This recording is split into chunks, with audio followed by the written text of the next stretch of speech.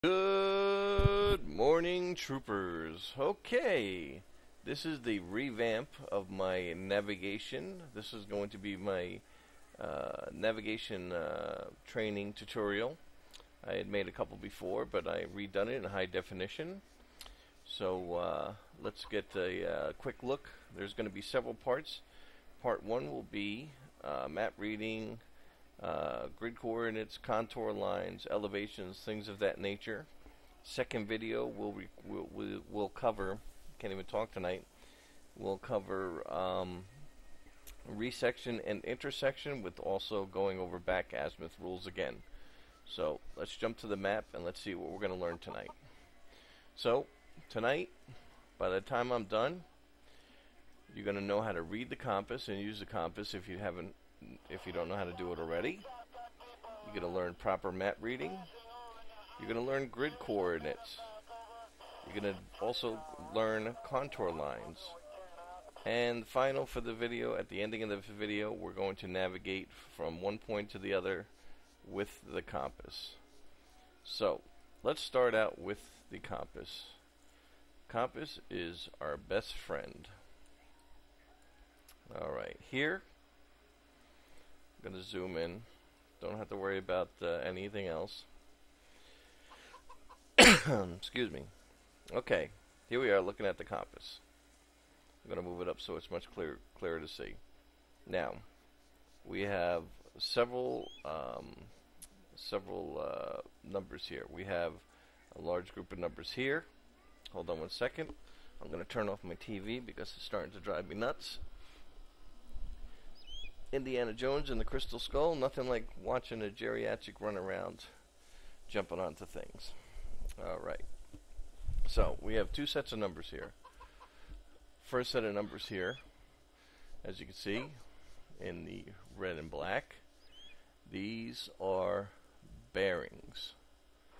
The second set of numbers that goes all the way around on the top are known as mills, a more accurate way of navigation, plotting courses, so on and so forth. But for now, we're going to just do the bearings, and then we'll get to the mills right after. So, bearings. Because of the limited space of the room on the compass, the bearings are broken into 5-degree increments. So, each 20th degree, or each 20th degree, as I should say again, will be marked. So, true north on the bearing is 360 degrees. Then you have 5 degrees, 10 degrees, 15 degrees, 20 degrees, 25 degrees, 30 degrees, 35 degrees, 40 degrees, so on and so forth. If you wanted to travel a bearing of 003 degrees, you would just simply, with your direction, this is known as your point of direction, this arrow right here, and I want to travel, say, 003 degrees, I would just simply move my compass until I'm set for 003. That's all it's to it. There's, like I said, 5-degree increments in between. So we got, like I said, 5, 10, 15, 20. Hope you're getting the picture. Okay? Single digits are read as such as here.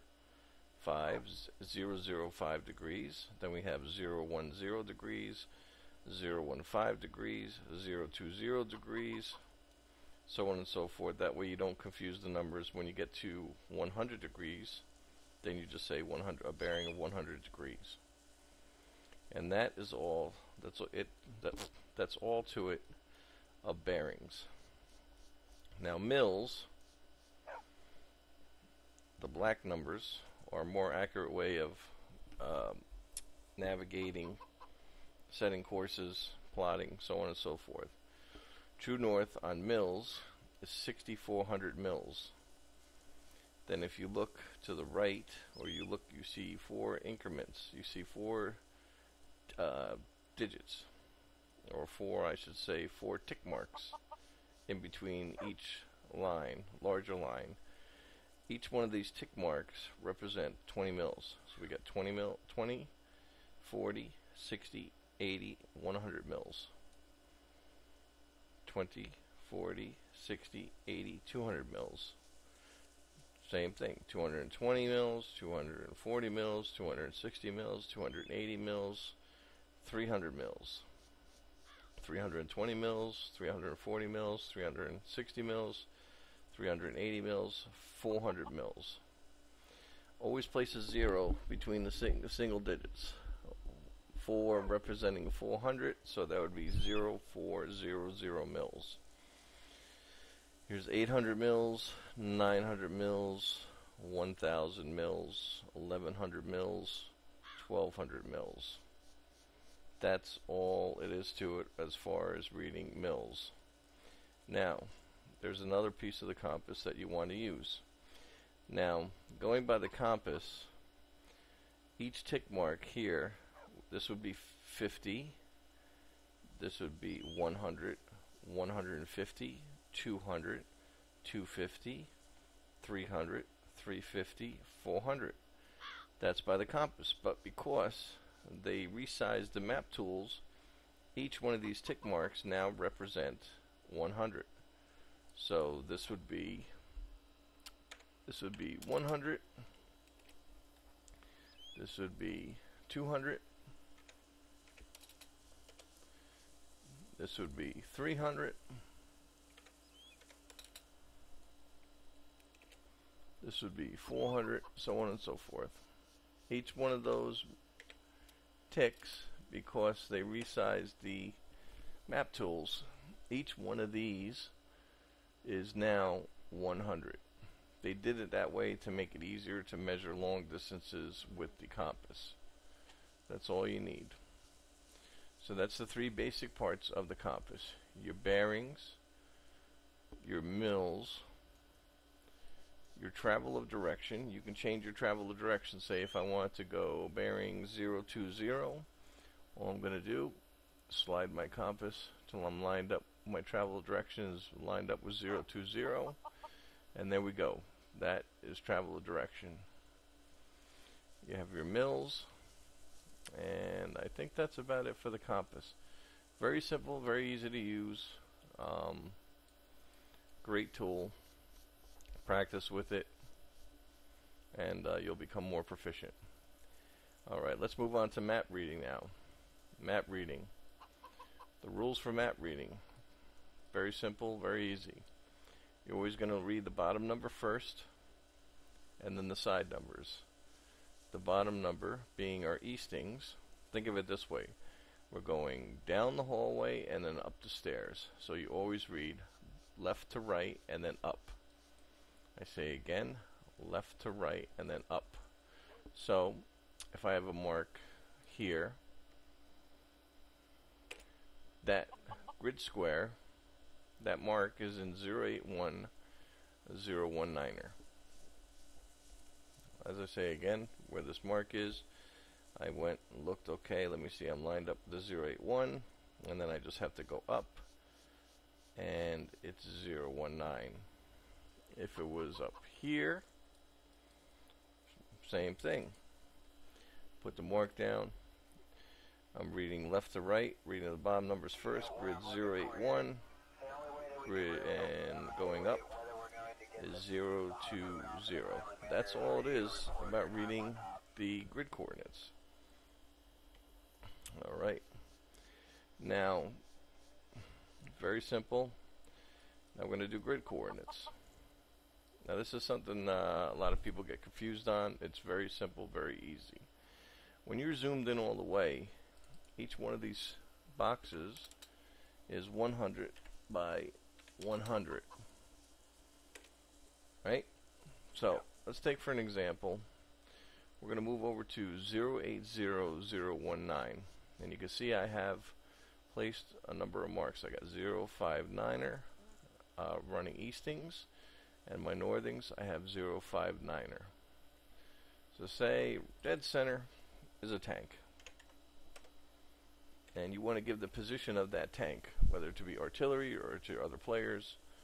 that you want to give them the information of where that tank is. Well, if you just say, hey, we got a tank in 080-019er, well, they still don't exactly know where that tank is because it's a pretty big area. Like I said, each one of these boxes, when zoomed in all the way, is 100 by 100. So what you have to do is you have to break down the grid coordinates into tenths. So, to make it easier, I put down these marks. Longitude and latitude wise, dead center is known as 5, because we need that extra digit for the eastings and we need the extra digits for the northings. So, alright, we got the tank dead center of the square. So I know the tank is dead center of the square. I can see it. I look at my map. I'm reading the bottom number first, 080. Okay, look at this. It's 5. So the first full grid coordinate for the tank would be the eastings for the tank would be 0805. Now I can see that the tank is dead center going up, so I don't have to even count. I don't have to go 1, 2, 3, 4, 5. Okay, so the northings for that tank is 019er. So the full grid coordinate for that tank is 0805, and then I went up. I went along the corridor. I moved over 5 spots, and then I went up 5. 019er 5. So again, the grid coordinates is 0805, 019er 5, and you notice that these numbers 229er 7, we're on the runway, so it's flat. These are your elevations. So a grid coordinate for this tank would be 0805, 019er 5, elevation 229er 7.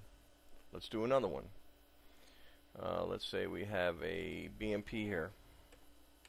Right? Got the BMP. Well, got the BMP. Well, it's in grid 080 and 019er, but let's see exactly where it is. So, bottom left-hand corner is 0. I'm going to move over 1 spot. So, the bottom number is 080. I moved over 1 spot. So, the first grid coordinate for that BMP would be 0801. And then I'm going to go up the stairs 1. So the final grid coordinate for that BMP is 019er 1. So the full grid coordinate for that BMP is 0801, 019er 1. And of course, with the elevation of 229er 7. Let's do another one. How about, let's see, let's put a truck.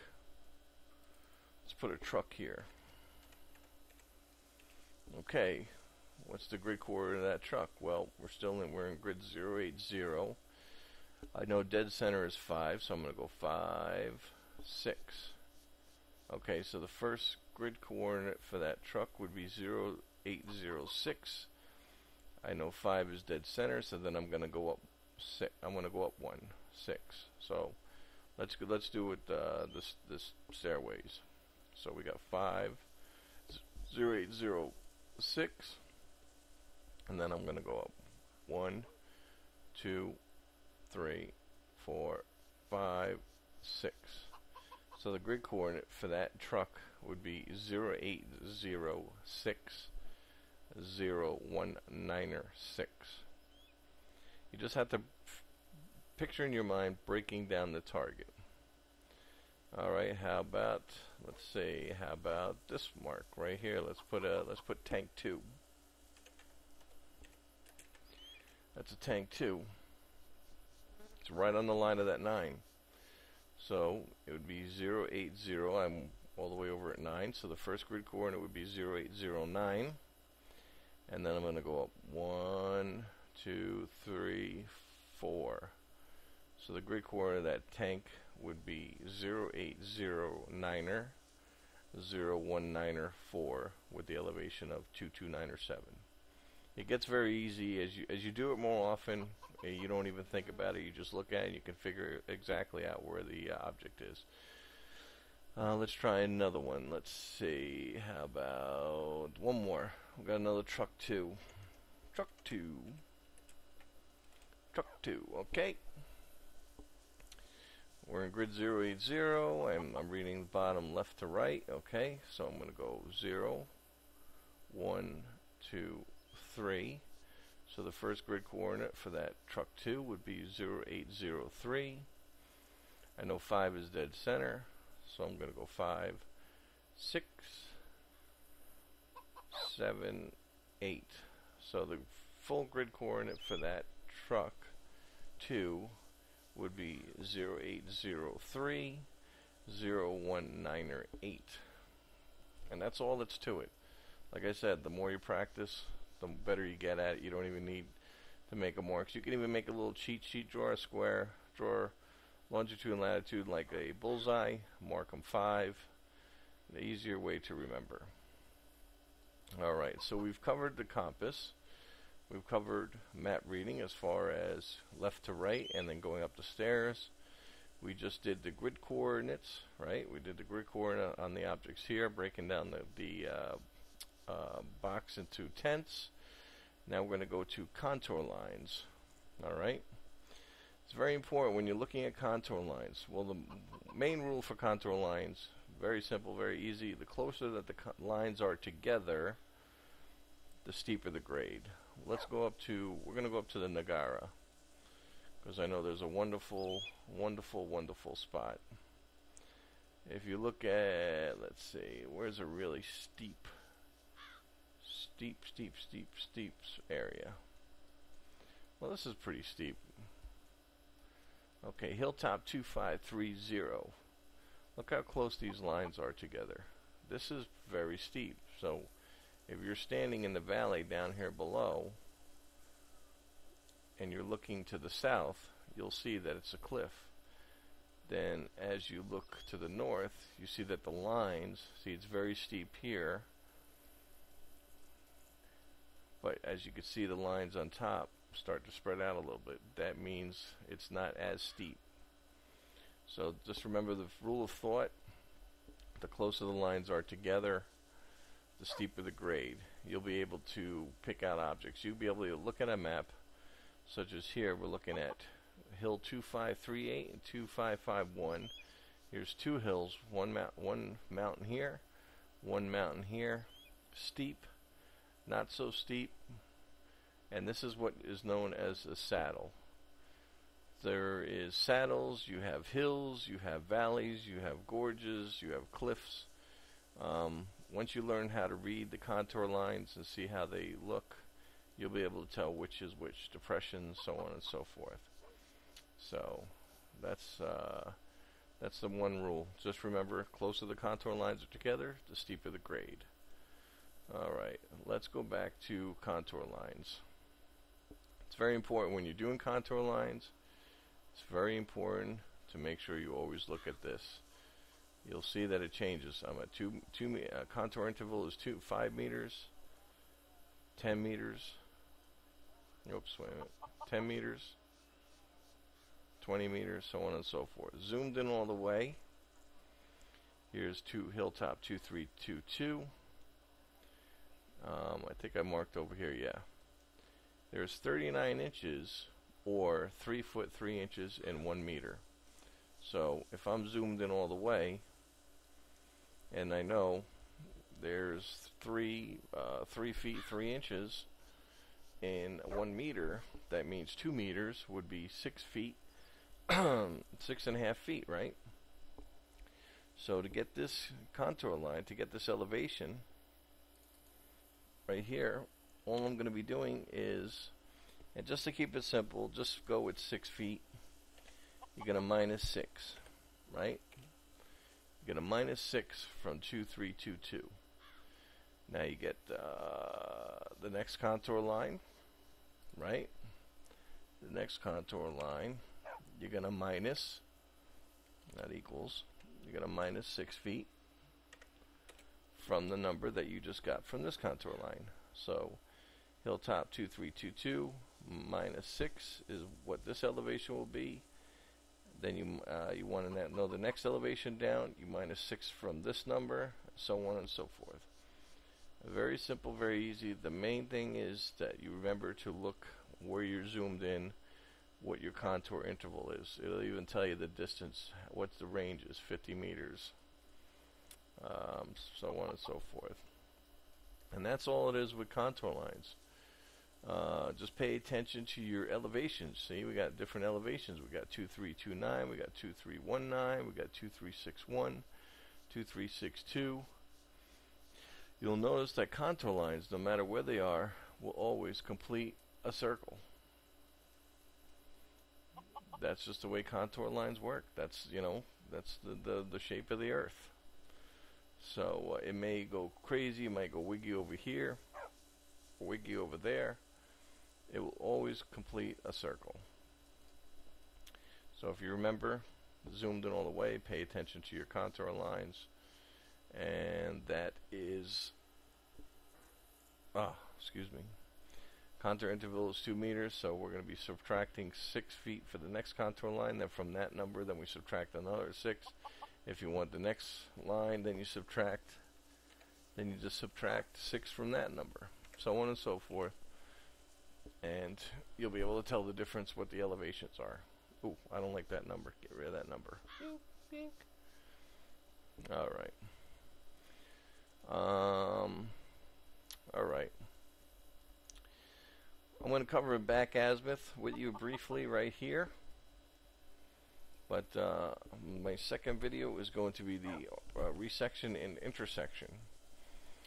But back azimuth, the direction, if you traveled, say, the rules for back azimuth, direction of travel is less than 180, then you add 180. So say if I'm going to a spot, it doesn't matter what distance, I'm traveling at 20 degrees, I get to my area where I want to get to.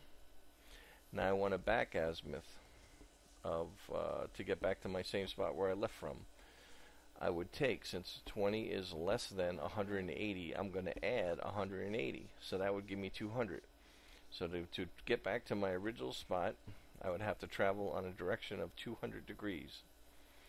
Direction of travel greater than 180, then you subtract. So say I'm traveling to an area 200 degrees, I get to my area, and I want to do back azimuth. Well, then I just got to subtract 180, and then I would turn around and I would be traveling a direction of 20 degrees. So let's put some navigation to use. I want to get to the intersection of Loy Manara from my location. So what I'm going to do, very simple, easy way to get the compass over you is simply move the cursor over to yourself and hold down H. There we go. That gets the compass directly on you. Now I want to put a mark. I want to put a beginning mark, which I'm going to mark myself, and where I want to get to, which will be the intersection of Loy Manara. And then what I do is I'm going to swing my compass, and presto. So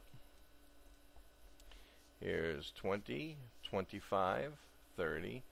I'm saying it's around 20, I would say 28, 0 to 8 degrees on my current position. Or, look at this, it's lined up 500 mils. So I can travel 0.500 mils. 0.500 mils is more accurate. Now you also have to take account, and the reason why I did it here is you have to take into account there's obstructions. Look at this, I can't get through the hangar there. Can't get through the building there. I think there's a fence there, so what I'm going to do is I'm going to travel my direction to those buildings. I'm going to stay on the outside. I'm going to stay on the outside of the wall here, and then I'm going to redo my navigation. So, alright, so what I said 500 mils. I'm going to use 500 mils because I like traveling with mils. So you see there's a tower right in front of me. So let's see what happens. here we go. Now, if you can see, there's a wall there, and I want to get to that intersection. So, navigation is just not, you know, placing your compass down and then measuring once. You got to make sure, because like I said, see, I'm moving my position, so that's going to change my travel direction. So, I'm outside the wall. Let's see where 500 mils puts me. So 500 mils looks like it puts me off track a little bit. So what I'm going to do is I'm going to get around this fence.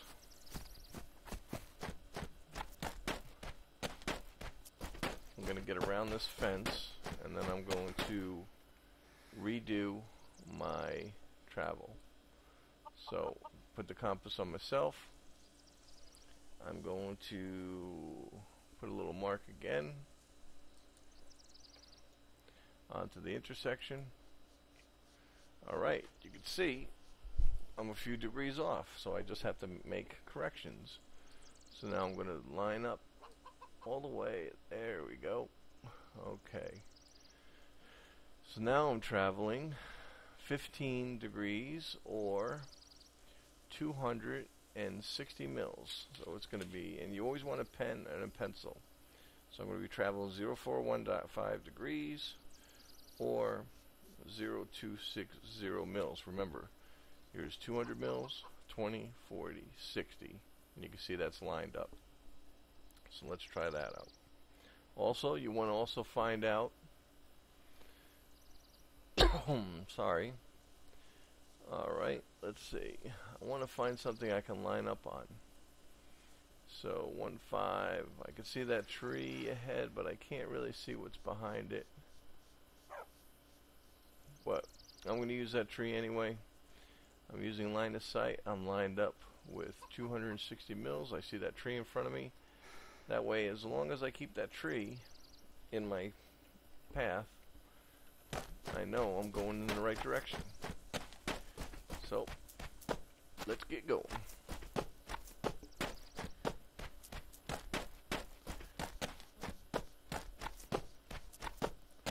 Just remember, like I said, you can use buildings, you can use mountains, you can use anything that you see, so it keeps you on your path.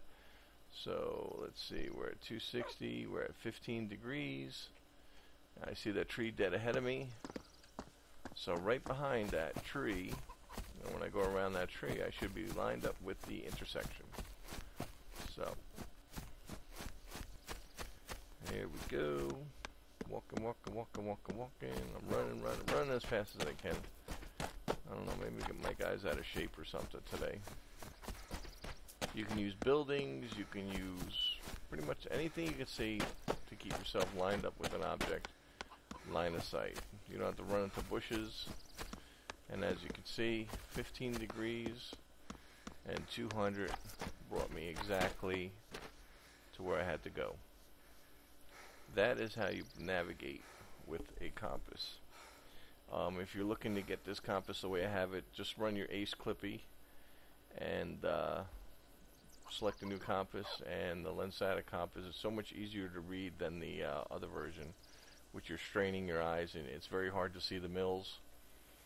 But yeah. So I traveled 15, right? I traveled 15, so say I wanted to get back to my spot, then what I do is I add, to get my back azimuth, I would 180, or I would just say 15 plus 180 equals 195. So to get back to my original spot where I left from, here's 185. All I would have to do is just travel 195, and that would put me exactly back on my back azimuth to where I started from. And as you can see, the tree is perfectly lined up. I'm using the line of sight here. And that is how you do back azimuth, navigation, map coordinates, grid coordinates, contour lines. Just practice. Practice makes perfect. My next video, I'm going to be focusing on resection and intersection. Intersection will be plotting a point on the map with the compass from two bearings. So if you have an object that's unknown, on the map where its location is. If you see the object, you can take 2 bearings with to the same object to find out exactly where that object is.